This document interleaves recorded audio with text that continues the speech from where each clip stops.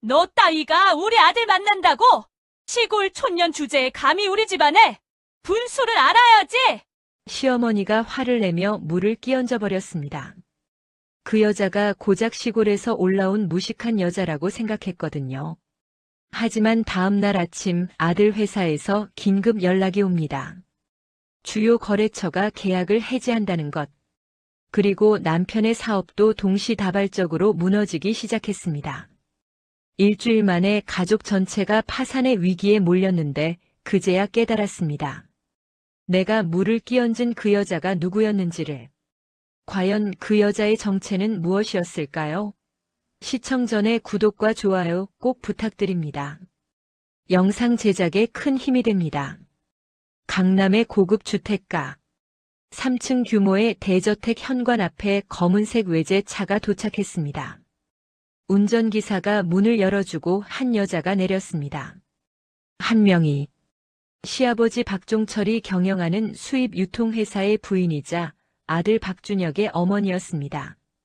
명의는 에르메스 가방을 내려놓고 손목에 다이아몬드 시계를 확인했습니다. 자신감 넘치는 걸음으로 집 안으로 들어섰죠. 오늘은 특별한 날이었습니다. 아들 준혁이와 결혼할 여자를 만나는 날. 아직 결혼은 아니지만 충분히 시댁 인사로서의 예절을 갖춰야 할 시간이었습니다. 명희는 거울 앞에서 자신의 모습을 다시 한번 훑어봤습니다. 에르메스 가방, 명품 구두. 모든 것이 완벽했습니다. 시아버지도 옆에 앉아 있었고 시누이인 딸 박유진도 소파에 기다리고 있었습니다. 유진의 남편도 함께 있었는데 그의 표정은 다소 어색해 보였습니다. 뭔가 심상치 않은 분위기가 흐르고 있었거든요. 아까부터 기다리고 있었나 보네요. 명희가 말했습니다. 준혁이는 어디 간 거야? 회사에서 올 거래요. 한번 보고 싶네요. 어떤 여자길래 우리 준혁이가 자꾸 빠져 있는지. 명희의 목소리는 호기심 섞인 것처럼 들렸지만 사실은 다소 비판적이었습니다. 명희는 아들의 선택을 항상 의심했거든요. 우리 집안 수준에 맞는 여자인지, 집안은 어떤지, 외모는 이렇고 교양은 저렇고 모든 것을 저울질하는 습관이 있었습니다. 1시간 더 지났을 때 초인종이 울렸습니다. 준혁이가 여자를 데려온 것 같았습니다. 명희는 몸을 더 꼿꼿이 펴고 소파에 앉았습니다. 문이 열렸습니다. 준혁이가 한 여자의 손을 잡고 들어섰습니다. 흰 블라우스에 검은 바지. 매우 소박한 차림이었습니다. 머리는 검은색으로 단정하게 묶여 있었고 얼굴에는 화장기가 거의 없었습니다. 하은은 현관에서 신발을 벗고 조심스레 거실로 들어왔습니다. 가족 모두가 하은을 바라봤습니다. 그리고 명희의 눈이 위에서부터 아래로 천천히 내려갔습니다. 어서 와. 편하게 앉아. 명희가 말했습니다. 하지만 그 목소리에는 따뜻함이 없었습니다. 하은은 허리를 굽혀져 인사를 했습니다. 안녕하세요. 처음 뵙겠습니다. 어머니. 명희는 고개만 끄덕였습니다. 소파 한쪽에 앉으라고 손짓했죠. 그렇게 앉은 하은 옆에 명희가 먼저 입을 열었습니다. 그런데 너는 하는 일이 뭐니? 하은이 조용히 대답했습니다. 회계법인에서 일합니다. 회계법인? 그럼 회계사니? 아니요. 격리 업무를 담당하고 있습니다. 그 순간 명희의 표정이 딱 굳었습니다. 격리라니. 그런 포지션이 있다는 것도 처음 알았을 정도였습니다. 이 여자가 고작 격리라고. 월급은 얼마나 되는데? 명희가 바로 물었습니다. 어머니. 준혁이가 급히 말렸지만 명희는 멈추지 않았습니다. 이건 당연한 질문이지. 가족이 될 사이인데 얼마나 버는지 궁금한 게 당연하지 않나? 하은은 침묵했습니다. 커피잔을 집어들었죠. 명희는 계속했습니다. 우리 준혁이는 그 정도 레벨이 아니야. 지금 중견 제조회사에서 부장으로 일하고 있고 빠르면 다음 연도에 임원이 될 예정이거든. 그런 남자가 경리와 어울린다고 생각하니? 하은이 조용히 입을 열었습니다. 그냥 저는 열심히 일할 뿐입니다. 열심히 일한다고? 경리 주제에? 명희가 웃었습니다. 그건 누구나 하는 건데 뭐. 명희의 옆에 시누이 박유진이 끼어들었습니다. 어머니 말이 맞아요. 우리 가족이 어떤 수준인데. 이 정도면 충분히 분수에 안 맞는 거죠. 하은의 손이 커피잔을 꽉 집었습니다. 하지만 얼굴은 여전히 차분했습니다. 준혁이는 우리 집안의 미래를 이끌 사람인데 그런 남자의 아내가 될 여자는 여기저기 손가락질 받지 않을 배경을 가져야 해. 너 집안은 뭐 하는 집이니? 하은이 대답했습니다. 저희 아버지는 은퇴하신 교사고 어머니도 교사셨습니다. 교사? 명희의 입가에 미소가 떠올랐습니다. 정말 평범하네. 그것도 지방 시골에서? 서울에서는 교직을 못하는 수준인 건가? 지금은 어디 사세요? 성북구요. 성북구. 명희가 중얼거렸습니다. 강남과는 완전 다른 세상이네요. 아무튼 우리 집안이 어떤 수준인지는 이 정도면 충분히 느꼈을 거고. 그렇다면 더 이상의 설명이 필요 없을 것 같은데. 명희가 일어섰습니다. 시아버지와 시누이도 따라 일어났습니다. 준혁이는 여전히 불편한 표정이었고 하은은 소파에 앉은 채로 명희를 바라봤습니다. 우리 준혁이는 우리 집안의 기준에 맞는 여자를 만나야 해. 그게 우리 가족을 위한 것이기도 하고 자기 자신을 위한 것이기도 하지 않을까? 이 정도면 충분히 이해했을 거라 생각한다. 명희가 거실을 빠져나가려 했습니다. 하지만 그 순간 하은이 일어섰습니다. 어머니. 명희가 돌아봤습니다. 하은의 눈이 명희의 눈과 마주쳤습니다. 사람을 직업으로 판단하지 마세요. 명희의 얼굴이 창백해졌습니다. 누군가가 자신에게 이렇게 대항한 것은 오랜만이었기 때문입니다. 명희의 손가락이 떨리고 있었습니다. 무의식적으로 테이블 위에 물잔을 집어들었습니다. 뭐라고? 제 직업으로 제 가치를 판단하지 말아달라는 겁니다. 모두가 존경받을 자격이 있습니다. 그 순간 명희의 손이 올라갔습니다. 물잔을 들었던 손이었습니다. 그리고 다음 순간 차가운 물이 하은의 얼굴을 향해 흘러내렸습니다. 액체가 하은의 흰 블라우스에 흘렀습니다. 카페 전체가 순식간에 조용해졌습니다. 주변의 손님들이 일제히 이쪽을 바라봤습니다. 준혁이가 황급히 일어났습니다. 어머니, 이게 무슨... 분수를 알아야지. 격리 주제에 감히 나한테 대들다니. 나한테 훈계를 받아야 할 입장이 뭘 그렇게 거들먹거려. 하은은 천천히 냅킨을 집어 얼굴을 닦았습니다.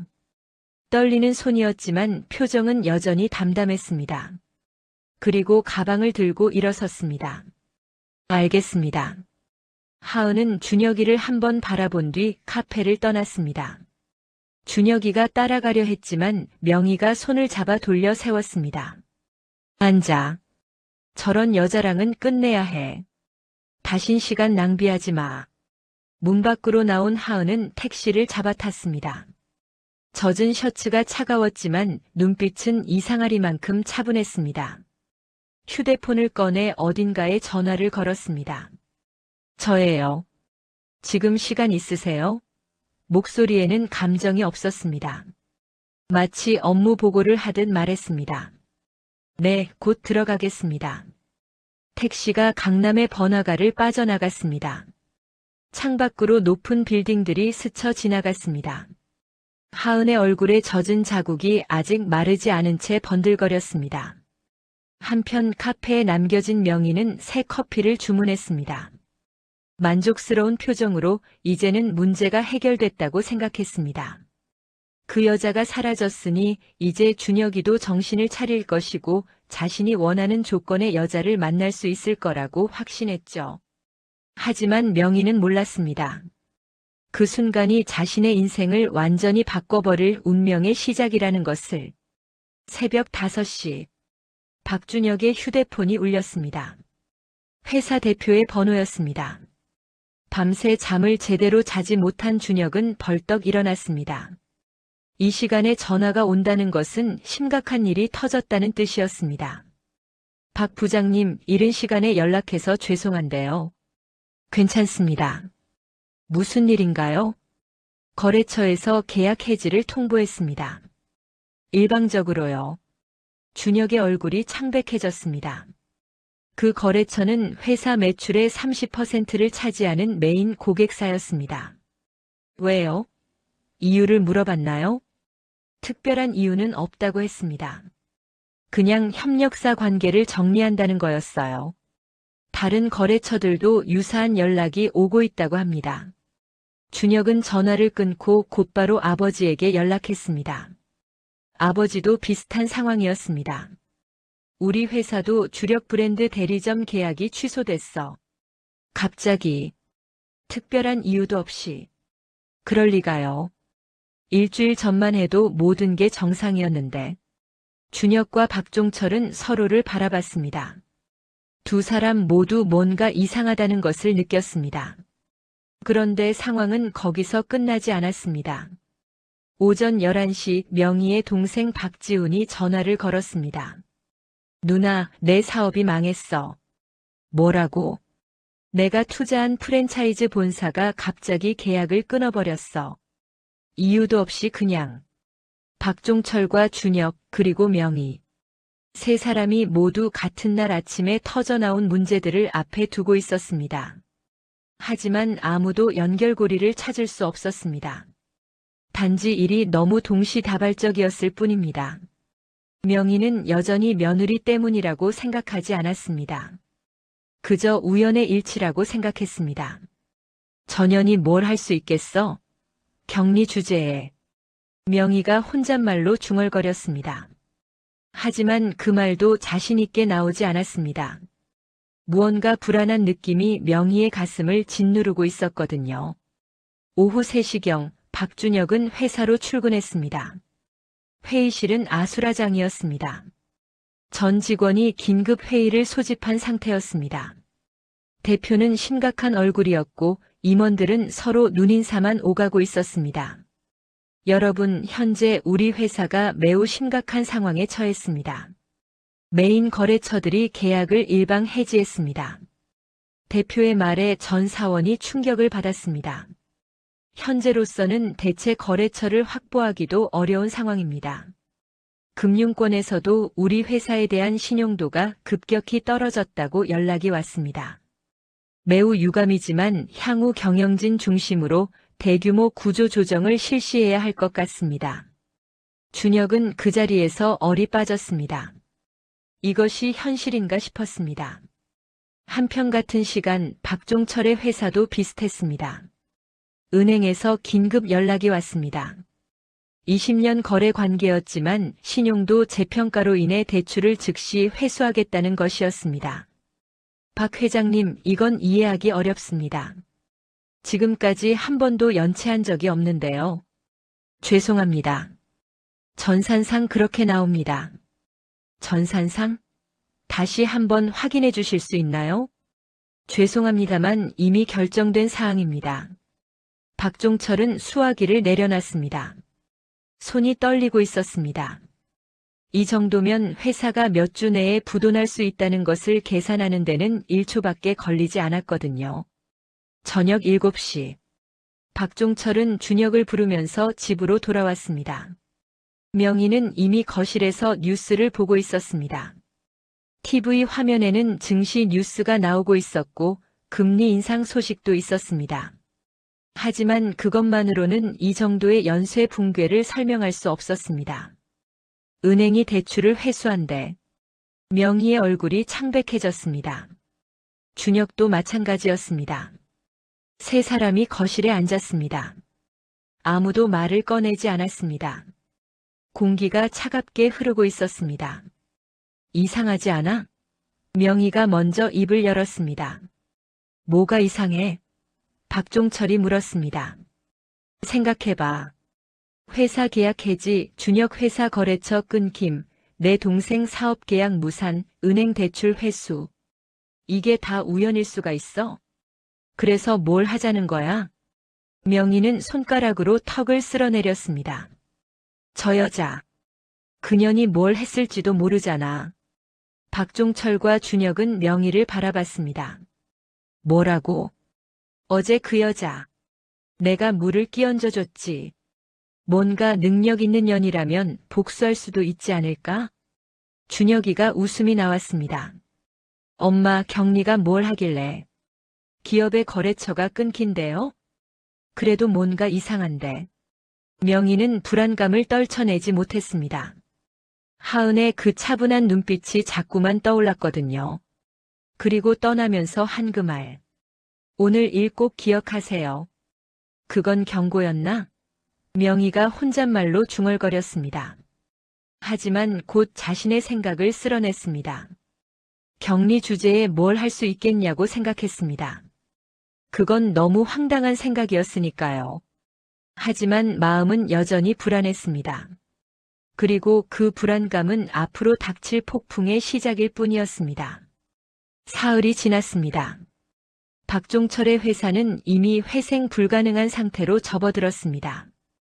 은행의 대출 회수 요구에 더해 주요 거래처들이 차례대로 외상값을 일괄 청구했기 때문입니다.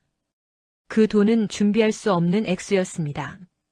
박 회장님, 미안하지만 우리도 더 이상 신용거래를 할 수 없습니다. 전화기 너머에서 들려온 말은 모두 같았습니다. 명확한 이유도 제시하지 않은 채 말입니다. 박종철은 직원들의 월급을 줄 수 없게 되었습니다. 이미 지난달부터 밀린 상태였습니다. 직원들은 하나둘 사직서를 제출했습니다. 누군가는 울먹거렸고 누군가는 항의했습니다. 하지만 박종철은 할 말이 없었습니다. 자신도 절망적인 상황 속에서 허우적대고 있었으니까요. 동시에 박준혁에게도 공식 통보가 왔습니다. 회사의 구조조정 대상이라는 것이었습니다. 이미 예상했던 일이었지만 서류를 받아들 때의 충격은 상상 이상이었습니다. 박 부장님, 정말 죄송합니다. 회사 사정이 여의치 않아서요. 준혁은 아무 말을 할 수 없었습니다. 퇴직금도 미리 협상하지 못했습니다. 회사 자체가 그럴 형편이 아니었거든요. 명희는 이 모든 상황을 관찰하고 있었습니다. 그리고 자신의 우려가 현실이 되고 있다는 것을 느끼고 있었습니다. 그 시간들 동안 더 이상한 일들이 벌어지고 있었습니다. 명희가 자랑하던 강남 아파트. 시세 30억 원대의 아파트였습니다. 명희는 그 아파트에서 수십 번의 모임을 열었고 친구들을 자랑스럽게 안내한 적이 많았습니다. 하지만 그 아파트의 재개발 계획이 갑자기 무산되었습니다. 특별한 이유도 없이 진행하던 재개발 사업이 어느 날 갑자기 중단되었던 겁니다. 가격은 급락했습니다. 10억 원대로 폭락했습니다. 명희의 얼굴에서 핏기가 사라졌습니다. 백화점 VIP 라운지에서는 명희의 등급을 취소하겠다는 통보가 왔습니다. 이유는 역시 명확하지 않았습니다. 시스템 개편에 따른 조정이라고만 했습니다. 명희는 20년 단골이었습니다. 하지만 그것도 소용없었습니다. 가족의 골프 클럽 회원권도 문제가 생겼습니다. 유지비 문제도 있었지만 더 큰 문제는 명희의 신용도가 급락했다는 것이었습니다. 어디선가 그런 정보가 퍼져나갔고 여러 금융기관에서 명희의 신용등급을 하향 조정했습니다. 명희가 혼잣말로 은조렸습니다. 이상해. 너무 이상해. 박종철도 집에서 같은 생각을 하고 있었습니다. 준혁도 마찬가지였습니다. 세 사람이 저녁 식탁에 앉았을 때의 침묵은 말이 필요 없을 정도로 절망적이었습니다. 너 이제 뭐 할 거야? 명희가 준혁에게 물었습니다. 몰라. 아직은 모르겠어. 박종철은 소주잔을 들었습니다. 손이 떨리고 있었습니다. 생각해보니까 그 여자 말이 있었잖아.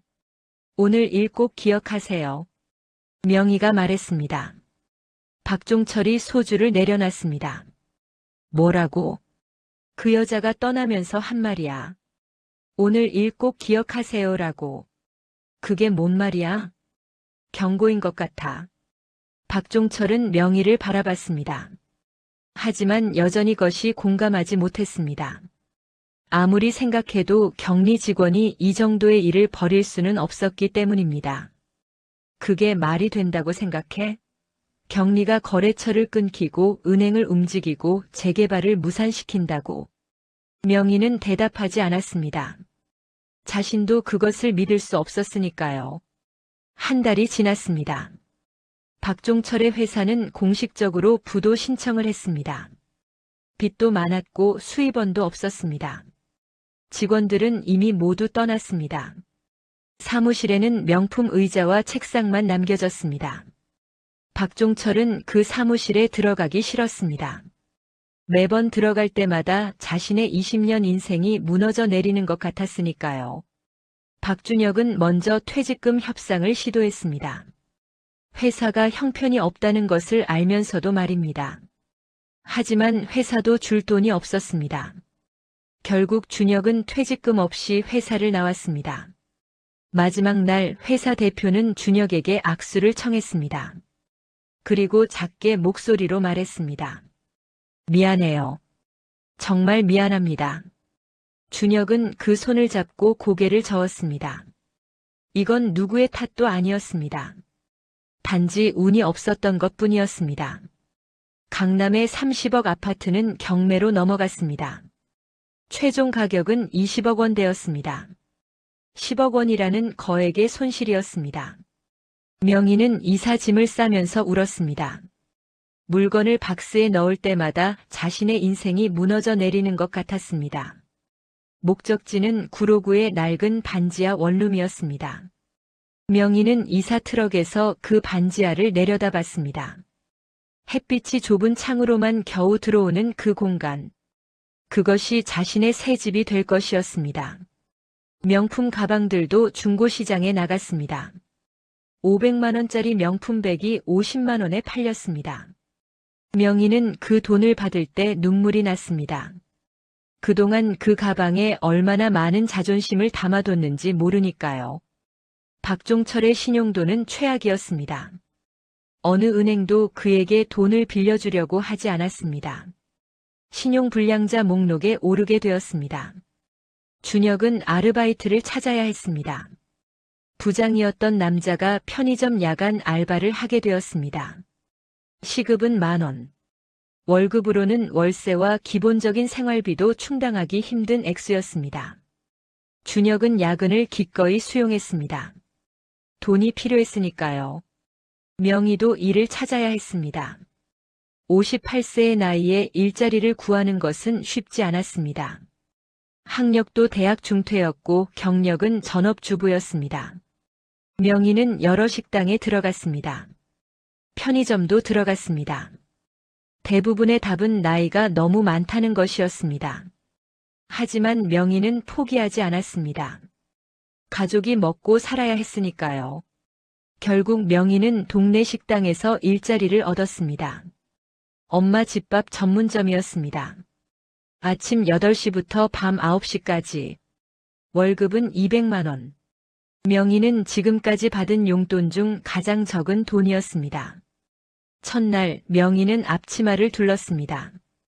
그리고 거울 속에 자신을 봤습니다. 명품으로 치장한 그 모습은 어디 갔나요? 이제 그곳은 음식 냄새가 밴 아줌마가 서 있었습니다. 첫 손님이 들어왔습니다. 명희는 웃음을 지으려고 했지만 쉽지 않았습니다.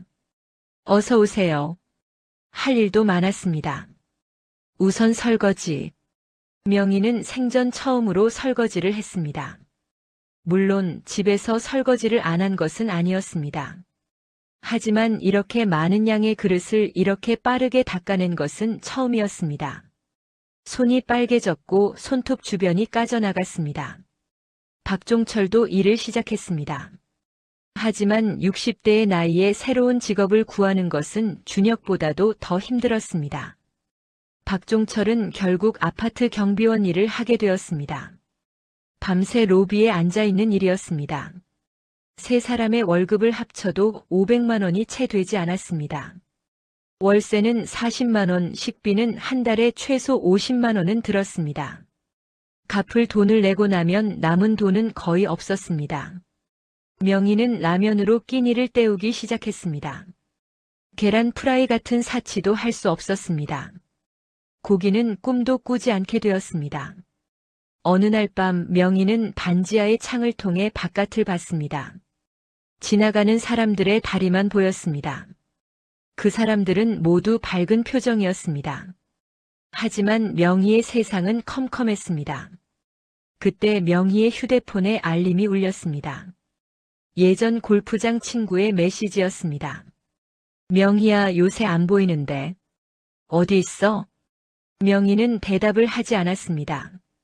뭐라고 대답할 수 있겠습니까? 반지하에서 음식점 설거지를 하며 사는 중이라고 말할 수 있을까요? 박준혁은 밤새 편의점에서 일했습니다. 새벽 3시. 손님이 없는 시간에 준혁은 진열대에 기대어 졸았습니다. 눈은 침침했고 다리는 부었습니다. 부장이었던 그가 이제는 편의점 점원이 되어 있었습니다. 박종철은 밤새 경비초소에서 신문을 읽었습니다. 매번 읽는 신문이었지만 손에 들려질 때마다 옛날 자신의 모습이 떠올랐습니다. 회사 임원실에 앉아 신문을 펼치던 그 모습 말입니다. 일주일 뒤 박종철의 옛 직원 중 한 명이 경비실로 들어왔습니다. 그는 박종철을 보자마자 눈을 피했습니다. 명확한 말은 하지 않았지만 그 눈빛만으로도 박종철은 모든 것을 알 수 있었습니다. 이제 자신은 그런 사람이 되어버렸다는 것을요. 한편 명희는 여전히 그 여자 때문이라고 생각하고 있었습니다. 하은의 그 차분한 얼굴. 그 얼굴이 자꾸만 떠올랐습니다. 하지만 여전히 그것을 누구에게도 말할 수 없었습니다. 모든 것이 무너졌습니다. 가족, 자존심, 미래, 모든 것이 한 달 사이에 폭삭 무너져 내렸습니다. 명희는 밤이 되면 반지하의 침대에 누워 천장을 바라봤습니다. 그리고 계속 같은 질문을 반복했습니다. 왜 이렇게 된 거야? 하지만 답은 여전히 멀리 있었습니다. 2개월이 지났습니다. 박준혁은 밤새밀로 인해 얼굴이 창백해졌습니다. 눈 아래에는 다크서클이 생겼고 체중도 눈에 띄게 줄었습니다. 편의점 일을 하지 않는 날 준혁은 컴퓨터 앞에 앉았습니다. 구직 사이트를 보고 있었습니다. 하지만 그의 눈은 자꾸만 다른 곳으로 흘러갔습니다. 무의식적으로 준혁은 검색창에 뭔가를 입력하고 있었습니다. 최하은. 그 이름이었습니다. 그 여자가 지금 뭐 하고 있는지 계속 궁금했습니다. 검색 결과가 떴습니다. 준혁의 눈이 커졌습니다. 맨 위에 떠오른 기사의 제목이 눈에 들어왔기 때문입니다. 대한그룹 회장 영애 경영 수업 위해 3년간 일반 직장인으로 현장 경험 중. 기사는 3년 전의 것이었습니다. 준혁의 손이 떨렸습니다. 마우스로 기사를 클릭했습니다. 내용은 더욱 충격적이었습니다. 대한그룹 회장 최동준 회장의 외동딸 최하은이 외동딸의 경영 교육을 위해 신분을 숨기고 일반 회계법인에서 격리 업무를 수행 중이다. 최 회장은 딸의 현장 경험을 중요시 여기고 있으며 향후 대한그룹의 후계자로 양성하고 있는 것으로 알려졌다. 준혁은 노트북을 닫았습니다. 그리고 다시 열었습니다. 확인하고 싶었습니다. 이것이 같은 최하은인지 아닌지. 준혁은 다시 검색했습니다. 이번에는 대한그룹 최하은을 입력했습니다. 결과는 더 많이 나왔습니다. 그리고 모든 기사가 같은 내용을 반복하고 있었습니다. 최하은은 대한그룹 회장의 외동딸이었습니다. 준혁은 최신 기사를 찾아봤습니다. 그리고 오늘 아침에 올라온 기사를 발견했습니다. 대한그룹 최하은 전무 경영진 승진의 수반 주요 보직 발표. 사진 속의 여자는 확실했습니다. 카페에서 물을 뒤집어 쓰고 있던 그 여자였습니다. 준혁은 벌떡 일어났습니다. 이것을 누군가에게 알려야 했습니다. 아버지에게 그리고 어머니에게.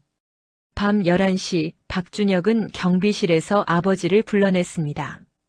박종철은 반지하의 방에 들어왔습니다. 명희도 함께였습니다. 아버지, 엄마. 꼭 봐야 할 게 있어요.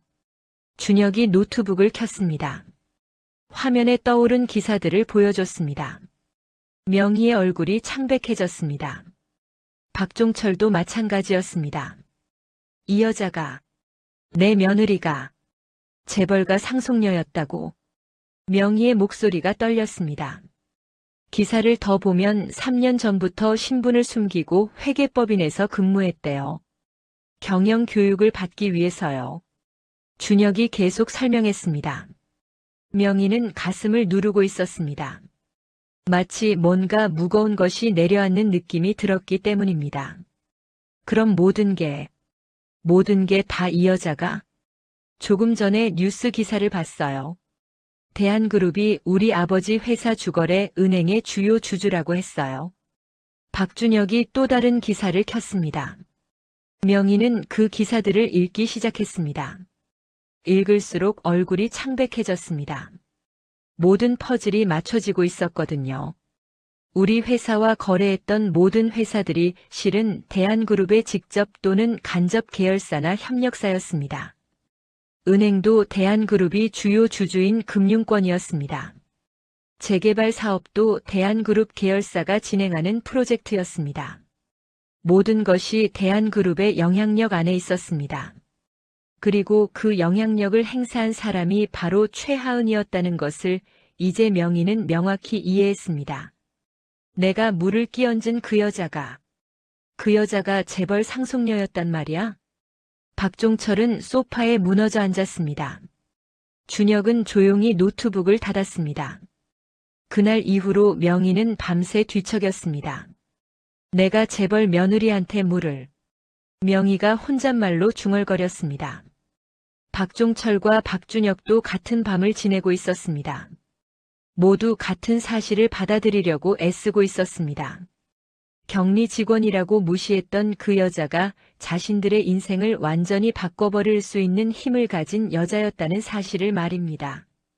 그리고 그것보다 더 중요한 사실은 그 여자가 자신들에게 한 마지막 말이 경고였다는 것이었습니다.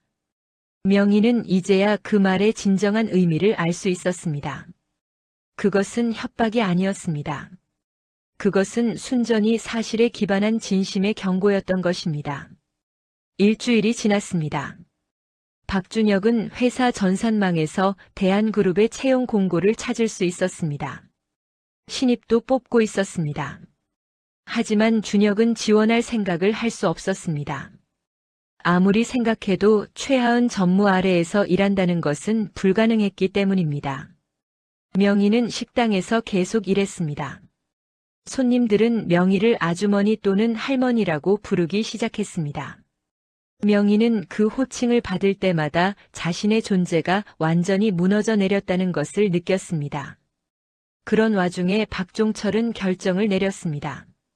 자신이 가서 최하은을 만나야 한다고요. 그리고 용서를 구해야 한다고요. 반지하에 모인 세 사람이 밤을 새웠습니다.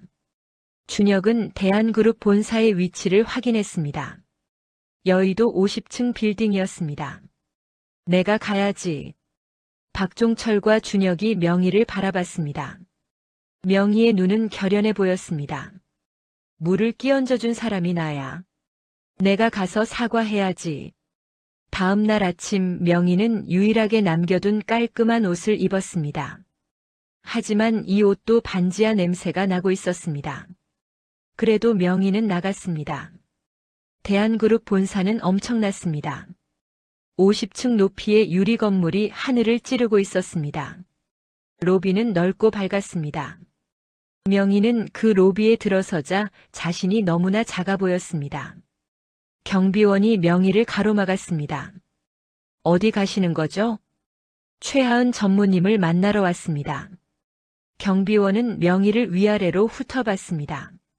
반지하 냄새가 나는 옷, 손이 갈라진 모습, 얼굴에 묻은 얼룩까지. 경비원의 눈은 명희를 판단하고 있었습니다. 약속 있으신가요? 아니요. 그럼 들어갈 수 없습니다. 제발. 정말 중요한 일입니다. 명희의 목소리는 떨리고 있었습니다. 경비원은 계속 고개를 저었습니다. 그 순간 한 여자가 엘리베이터에서 내렸습니다. 최하은의 비서였습니다. 그 비서는 명희를 한번 봤다가 눈을 크게 떴습니다. 준혁 씨 어머니 아닙니까? 비서가 경비원에게 뭔가 말했습니다. 그리고 명희를 향해 고개를 끄덕였습니다. 따라오세요. 엘리베이터가 올라갔습니다. 명희의 심장이 빠르게 뛰었습니다. 50층에서 엘리베이터가 멈췄습니다. 문이 열렸을 때 명희는 숨을 고르려고 했습니다. 여기서 잠깐 기다리세요. 비서가 말했습니다. 명희는 응접실에 앉았습니다. 손이 떨렸습니다. 20분이 지났습니다. 명희는 자신의 손을 계속 비비고 있었습니다. 그때 문이 열렸습니다. 최하은이 들어섰습니다. 고급 정장을 입은 자신감 넘치는 전무였습니다. 명희는 천천히 일어섰습니다. 그리고 다음 순간 무릎을 꿇었습니다. 제발 용서해 주세요. 명희의 목소리는 울음이 섞여 있었습니다.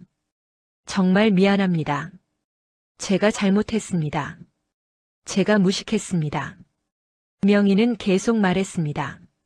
모든 것을 쏟아냈습니다. 자신의 오만함도 자신의 실수도 가족이 파산했다는 것도.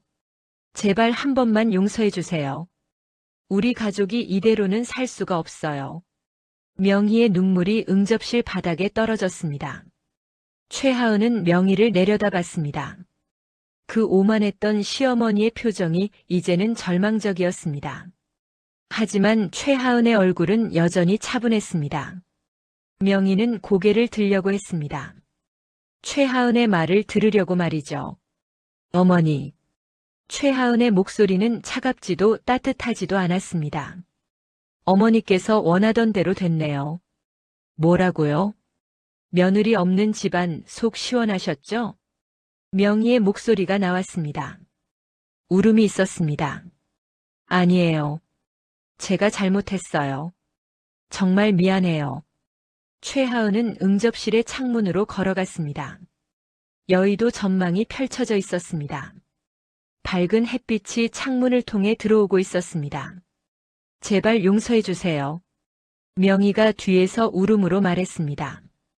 제가 잘못했습니다. 그때 문이 열렸습니다. 박준혁이 들어섰습니다. 준혁의 얼굴도 울음으로 흥건했습니다. 어머니. 그리고 최하은. 정말 죄송합니다. 제가 지켜주지 못했습니다. 최하은은 준혁을 바라봤습니다. 그 시선은 여전히 차분했습니다. 아버지 대출 회수 거래처 끊김, 준혁 씨 회사 구조조정. 이 모든 게 시어머니 때문에 생긴 일들입니다. 제가 한 것 아니에요. 최하은이 말했습니다. 그럼 어째서 이런 일이? 명희가 물었습니다. 제가 하지 않았다니까요. 시어머니가 만든 결과입니다. 명희는 처음으로 깨달았습니다. 이 모든 일이 자신의 오만함 때문이었다는 것을 말입니다. 그럼 이제 어떻게 하면 되나요? 다시 받아달라는 게 아니라 남편이 다시 일할 수 있게만 해줄 수 있나요? 최하은은 잠시 침묵했습니다. 그리고 말했습니다.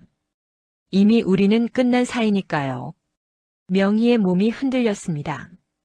준혁도 마찬가지였습니다. 하지만 시어머니께 꼭 말하고 싶은 게 있어요. 최하은이 명희를 바라봤습니다. 분수를 지키며 사세요. 최하은의 마지막 말이었습니다. 명희의 마음이 내려앉았습니다. 그것은 자신이 최하은에게 했던 바로 그 말이었기 때문입니다. 6개월 뒤, 박종철은 여전히 경비원 일을 하고 있었습니다. 손가락이 굳어 있었고 허리는 구부러져 있었습니다. 경비실에 있는 시간이 대부분이었으니 말입니다. 박준혁은 편의점 일을 그만뒀습니다. 대신 다른 일을 찾았습니다. 작은 운송회사의 배송원. 월급은 비슷했지만 적어도 밤을 새우지는 않았습니다. 명희는 식당에서 계속 일하고 있었습니다. 3개월 뒤에는 주방장으로 승진했습니다. 월급도 50만 원 올랐습니다. 250만 원. 여전히 적었지만 예전보다는 나았습니다. 어느 날 저녁 명희가 예전 골프 친구를 우연히 만났습니다. 신사동의 고급 카페 앞이었습니다. 명희가 마스크를 벗으려고 했지만 너무 늦었습니다. 명희야. 여기서 뭐해? 명희의 친구가 크게 외쳤습니다. 명희는 웃음을 지으려고 했습니다. 하지만 웃음은 나오지 않았습니다. 친구는 명희를 위아래로 훑어봤습니다. 명희의 차림은 초라했습니다.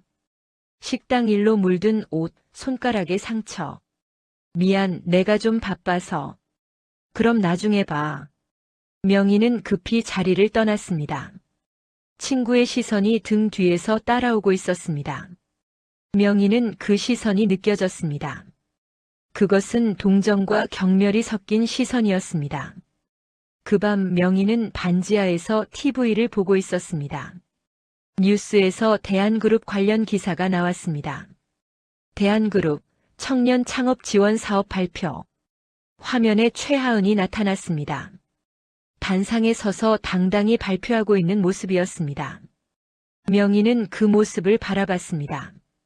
그 여자가 자신의 며느리였을 때가 엊그제 같았는데 지금은 다른 세상의 사람이 되어 있었습니다. 명희는 TV를 껐습니다. 그리고 박종철을 바라봤습니다. 이제야 깨달았어. 내가 그 여자한테 뭘 했는지. 박종철이 신문을 천천히 내려놨습니다. 뭘 한 거야? 물을 끼얹어 줬어. 며느리 교육한다고 말이야. 직업으로 사람을 판단했어. 박종철은 대답하지 않았습니다. 그 순간은 이미 지나가 버렸기 때문입니다. 박준혁은 다음날 출근했습니다. 작은 운송회사의 배송원으로서 말입니다. 차에 짐을 싣고 기사님과 함께 돌아다니며 짐을 내렸습니다. 준혁은 그 일을 하면서 계속 생각했습니다. 이 모든 게 자신이 하은의 편을 들어주지 못했기 때문인지도 모른다고요. 그날 밤 박준혁은 명희에게 말했습니다. 엄마, 내 탓이에요. 내가 하은이 편을 들어주지 않았어요. 그래서 이렇게 된 것 같아요. 명희는 아들을 바라봤습니다. 그리고 천천히 손을 뻗어 아들의 머리를 쓸어내렸습니다. 너 탓이 아니야.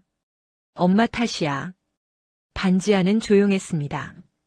세 사람이 각자 자신의 생각 속에 잠겨 있었습니다. 그들은 이제야 깨달았습니다.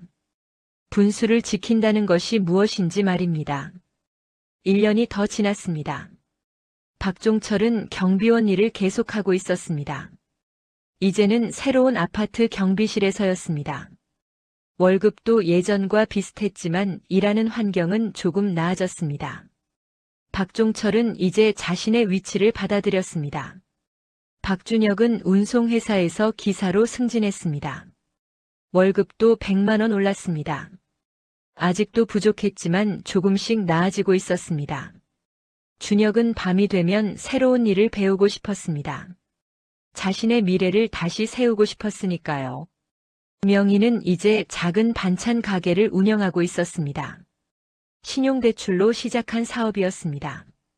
가게는 작았지만 명희의 음식은 유명해졌습니다. 동네 할머니들은 명희를 찾았습니다. 명희 씨, 오늘도 반찬 맛있네요. 손님들이 환하게 인사했습니다. 명희는 웃음을 지었습니다. 이제 그 웃음은 자연스러웠습니다. 어느 날 오후 명희의 가게 앞에서 한 여자가 멈췄습니다. 하은이었습니다. 최하은은 명희의 가게를 보고 있었습니다. 명희가 그 여자를 발견했습니다. 순간 명희의 몸이 움찔했습니다.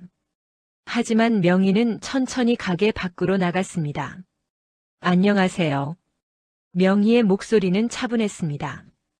최하은이 돌아봤습니다. 그리고 명희를 바라봤습니다. 그 시선은 여전히 차분했습니다.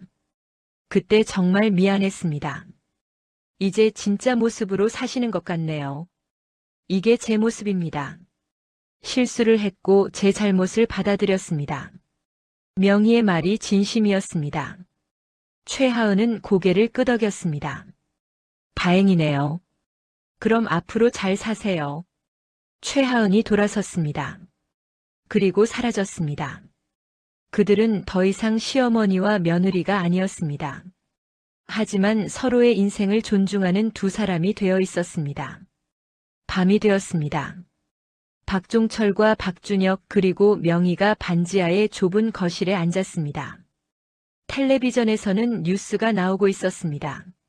사람을 배경으로 판단하면 안 된다는 교훈을 얻었습니다. 화면에 나타난 것은 최하은이었습니다. 어디선가의 인터뷰 화면이었습니다. 명희가 박종철을 바라봤습니다. 우리가 배워야 할 점이야. 박종철이 고개를 끄덕였습니다. 텔레비전 속에 최하은의 말이 계속 이어졌습니다.